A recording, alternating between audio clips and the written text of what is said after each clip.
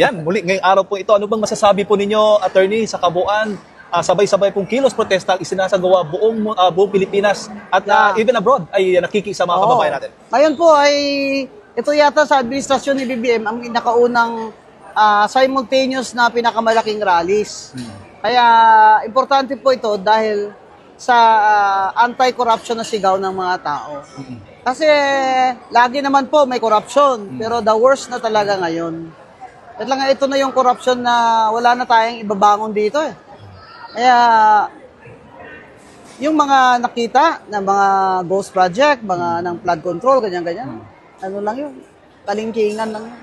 Kung talagang susuriin yan at serious yung investigation ng inyong commission, ay mas marami pa silang makikita at mahuli. Kaya panagutin nyo dapat ang mga congressman. Kasi sila talaga may pasimuno nito eh. Si Romualdez at si Saldico. Kasi sila naman may control eh. Kaya sa Senate naman, eh dapat sagutin naman ni Grace Poe. Hindi po ba? Dahil siya naman ang Finance Committee doon. Bakit naman pumasa sa BICAM itong mga insertion ng flood control na wala naman sa National Expenditure Program ng DBM. Talaga pong may intention talaga na magnakaw sila. May foul sila na intensyon kung bakit nila pinasok yan dyan. At kung makikita natin, sa investigasyon, sure yan lalabas. Yung mga favored lang na contractors ang nakakakuha ng mga pinakamalaking flood control projects. Kagaya nung 15 na sinabi ni BBM, na SunWest, Triton, yung mga, yan, dalawang yan, kay Saldico yan. Kaya, dapat talaga ito mga party list tsaka district representatives sa kandidato i-require ng COMELEC ng katanungan dun sa certificate of candidacy. Are you a contractor? Or in the past has at any time been a contractor with the government?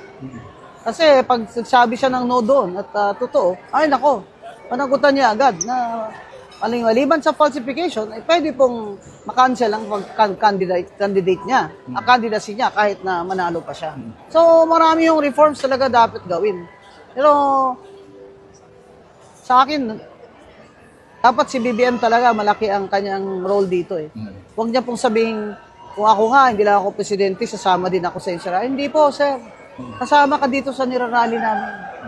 Dahil administrasyon mo ito. Huwag po kayong maghugas kamay dyan dahil alam naman namin na hindi naman nila nagawa yun sa budget kung hindi niyo pinirmahan. Ang tanong nga doon bakit pinirmahan ni BBM yung 2025 budget? Iba, nagreklamo na siya noon. Bakit ganito? Maglaki ng deficit. Pero pinirmahan niya pa rin kasi nga pinsan niya si Romualdez. Yun ang problema Dapat presidente na yung pinsan mo, huwag ka na pwedeng mag-speaker. Di ba? Kasi ganyan talaga sabihin nila, hindi naman, hindi naman, totoo naman. Tayong mga Pilipino ay napakadikit natin sa ating mga kamag-anak. Kaya, ayan, pumikit lang si BBM. Pinirmahan niya yung budget na deficit na yan na maraming insertion, flood control. Dahil nga, pinsan niya si Romualdez. Ngayon, dapat si Romualdez panagutin niya. Kasi nakakataas siya Tsaka pangalan niya nakasalalay dito, at pangalan ng Marcos. Abay, hayaan ba niya na si Romualdez ang sumira ng pangalang Marcos at sa susunod na mga eleksyon hindi na iboboto ng tao mga Marcos? Opo. Siyempre nakikita po natin ang Pangulong Bongbong Marcos nagtatag nga ng Independent Commission at marami po siyang mga pahayag na sinasabi. Attorney, sa tingin po ninyo, seryoso po ba ang Pangulong Bongbong Marcos sa paglaban sa katiwalian ngayon? Sa mga ipinapakita po niya ngayon na para po sa mga kababayan sa pagtugon sa paglaban po nitong korupsyon? Pero parang hindi niya alam kung paano niya gawin. Kasi yung investigation commission niya, wala namang pangil. Hindi ko pa nga nakikita ang executive order niya Ano ba talaga powers niya? Wala nga daw power to subpoena yan. Kung wala kang power to subpoena, di wala ka rin power of contempt. Pero pwede rin hindi sila pumunta. Opo. Pero paano po siya magiging dapat gawin niya, parang sa Indonesia. May commission on anti-corruption sa Indonesia na naging successful. Kasi napakatalamak ng corruption noon sa Indonesia na sinabi ng mga bangko na nagpapautang na hindi na kami magpapautang. Solve na yung corruption, kaya ginawa nila. Yung ganito na rin nangyayari sa atin. Wala nang magpapautang sa atin. Etong panggobyerno natin ay lahat yun gumugulong dahil sa utang. Narinig yun naman si Secretary Rector. Yes. 2.7 trillion utangin niya. 2.6 niyan papagulong sa gobyerno at pambayad sa dati ng utang. Anong klaseng gobyerno yan? Para namang tayong pinapatay niya. Para tayong ginigisa sa sarili nating mantika. Opo. Marami, hati po yung panawagan ng tao. May dito sa Luneta, ang panawagan nila, no, Marcos resign, pero dapat panagutin yung mga mga kurakot. May ibang mga grupo naman na nanawagan na dapat mag-resign na si Pangulong Bongbong Marcos Jr. Ano po bang masasabi po ninyo? Yung mga ayaw nila mag-resign si Marcos, yun yata yung mga kaliwa. Saka yung mga tao o grupo na ayaw nila na si VP Sara ang papalit. Yun namang iba na Marcos resign. Suspetsya naman nila na yan naman ay mga pro-Duterte. Sa akin naman, pag tuloy-tuloy itong mga protestang ito, magiging untenable ng pag-govern ni BBM. He can no longer govern kung ganito. Every week, merong walkout ng mga estudyante. Yung mga taga-opisina, pag lunch break, mag-walkout. Pwede naman yun Kahit gobyerno ka, pupunta ka dun sa flag ceremony, 10 minutes It's a symbol of protest. Pag ganyan, untenable na, he cannot govern. Mahirapan na siya. In the world stage, he will be seen as a weak leader. He is already a lame duck. So, wala na yung power niya to endorse his next puppet candidate. Sana, nire-reserve niya yun para kay Sandro. Pero ngayon, sorry. Talagang wala nang boboto kay Sandro pag ganito. So dapat graceful exit. Oo. Pwede rin, baka kaya pa niya. Kaso yung mga advisor naman niya. Sabi nga ni Professor Sulita Monsod, Secretary Monsod, it's the people around BBM. It's the people around him. They are just influencing him. And they are, he's saying that, if I have to say it, they're incompetent. If they are advising him the wrong things, they're incompetent. Dapat makinig na rin si BBM dun sa mga tinuturing niyang kalaban niya, pero magagaling. Yung mga kabataan ngayon, attorney, ano bang masasabi po ninyo? Nakita ko dun, Marami ba? Ang dami, konti na lang kami dong mga thunders Kasi ang init nga naman. Pero, I mean... Mas maraming bata ngayon nagpuprotesta. Kunyari, mga below 40. Ano maging implikasyon yan? Kung gano'n ang magiging... Ito yung mga intelligent voters.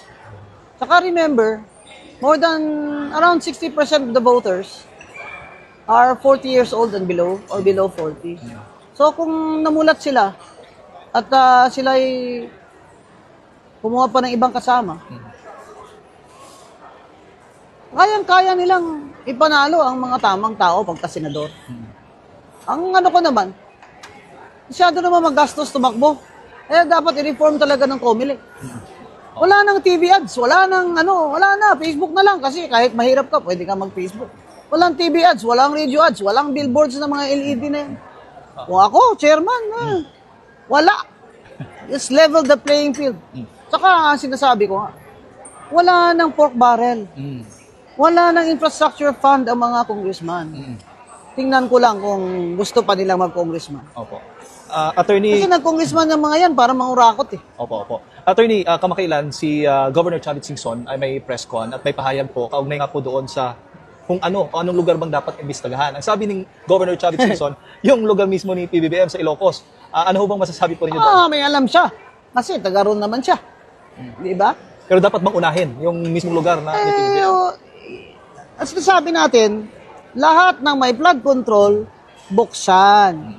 Sino ang kontraktor? Sino ang congressman? I-publish lahat yan sa isang website ng DBM at ng DPWH.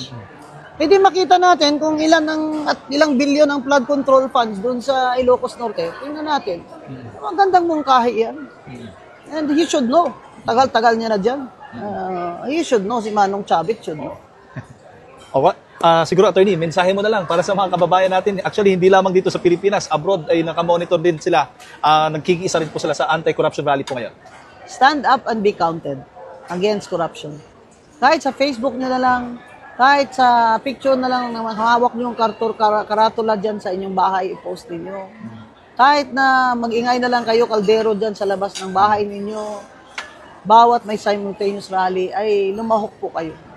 napakahalaga po nitong mga protesta natin para sana may totoo ng pagbabago. Ang hinihingi lang naman natin sa administrasyon ni BBM ay huwag nang pahele-hele. Huwag na pong pabebe-bebe. Ako, bakit siya umiiyak? Dapat sila paiyakin niya. At sabihin na ng speaker na bago si Speaker D, wala nang kickbackan ha, Kong? Wala nang kickbackan. Nakakahiya na hindi na tayo makalakad ng tuwid dito. Inaano na tayo ng mga tao. Dinuduraan na yung mga dinadaanan natin. Alam nyo, galit na talaga mga tao. Ay, wag po sanang mag-stop itong galit natin hanggang wala tayong makitang paparusahan at ipakukulong. Mapapabilis po yan lahat kung gustuhin ni BBM. Kayang-kaya po niya yan. Pero kailangan mayroon siyang political will at meron siyang energy at meron siyang good advice lagi sa mga nakapalibot sa kanya. Kaya mga kababayan, wag na nating bigyang masyadong emphasis yung mga binigay na ni BBM ang 60 billion. Yay! Ano ka? 89 billion kinuha mo. Balik mo 60. Tutuwa pa ako sa'yo. Balik mo yung 89 billion namin. Mabayad kami dyan eh. Pati overseas eh, mga marino eh. Mabayad ng PhilHealth dyan. Pinirequire nyo yan eh. Tapos kinuha nyo lang yung reserve. Ito namang PhilHealth. Kung hindi naman ito na skandalo dun sa 89 billion ay hindi pa nagbigay ng mga libreng prosthetics, sa paa, libreng wheelchair. Ano ba kayo dyan? Sa dami naman po ng pangangailangan medikal ng mga tao. Gawin nyo nang gawin, magkaya nyo gawin. Diyan sa PhilHealth, wag naman yung bigay-bigay kayo ng bonus sa sarili nyo dyan, Mario. Wag naman kayong ganyan. Tayo nga dito, galit na nga mga tao sa pangungurako, tapos kayo, bibigay kayo. Kayo mga government corporations dyan, bigay-bigay kayo dyan ng mga sweldo nyo na laki at mga Christmas bonus nyo, ha? Dapat i-publish nyo yan, magkano mga binobonus. Ipasoli yan, COA. Ipasoli nyo yan sa kanila. Panggisalaw yan ng COA. Ako si BBM, wala. Bakit kayo may Christmas bonus? Ibigay nyo yan sa mga mahihirap. Ibigay nyo yan sa, magpa-scholarship kayo dyan. Magpa-ano kayo dyan. So, ang ano ko lang, wala na lang tunay na pagmamahal sa bayan. Wala nang willing ba? Wala na ba kayong budhi? Yan lang po ang tatanong ko sa inyo. 3 taon, walang no new investments, walang bagong trabaho, walang ang taas ng mga pagkain dahil sa mga smuggling nyo dyan sa customs. Gusto nyo, import lang ng import para meron kayong share. Yan ang problema ngayon sa gobyerno ni BBM. Lahat ng nandyan sa gobyerno, gustong kumita. Abay, kung kung presidente, walang classmate sa kabinete. Total, mga matanders na yan kayo lahat eh. Tama na. Ang gustong magkabinet, talagang i-publish lahat. Yung mga 2 asawa, 3 asawa. Ibali na yung mga bading, okay lang maging bading kung hindi, hindi magnanakaw. Tapos pumirma sila ng waiver nila. Na pag sila ay nahuling nagnanakaw, sila mismo puputol ng 3 daliri nila sa bawat kamay nila. Ma'am, wala na po magsisilbi niyan. Hindi, meron pa rin. Meron pa rin mga taong mabubuti, matatalino, at may pagmamahal sa bayan na magsisilbi. Kaya lang, yung mga pinili ni BBM, siyempre, pinili niya siyempre yung malapit sa kanya. Mistake yan kahit kay Digong noon, kay Duterte, mistake yun eh. Palibutan mo lang ang tao ng mga kaibigan mo. Hindi na sila magsasabi sa'yo kung presidente, baka sama yata ang nito sa mga tao. Kaya lagi ako sinasabihan ko mga kaibigan ko, kantsawan niyo ako. Kantsawan niyo ako pag may ginagawa ako mali. Para maituwid ko. Kaya, mga kababayan, 2028 election na naman. Pera din natin ginamit nila pambili ng boto nila. Ginisa tayo sa sariling mantika, mga hayop na yan, animal. Kaya ito pong eleksyon na ito, kung may pera man, tanggapin nyo, huwag nyo sila iboto. Pero ito mga nakaupong congressman ngayon, i-challenge yung sarili nyo na ipatalo nyo yung mga yan talaga. Patalo nyo. Sobra na sila. May TAEX dahil kay speaker, may AX dahil kay speaker, may tupad dahil kay speaker. May lindol dahil kay speaker, may bagyo dahil kay speaker. May ghost project dahil kay speaker, hindi mo naman sinasabi. Kaya, managot dapat si Romualdez at si Saldico at si BBM, sir, huwag niyo po silang proteksyon. Managot na po ang dapat managot.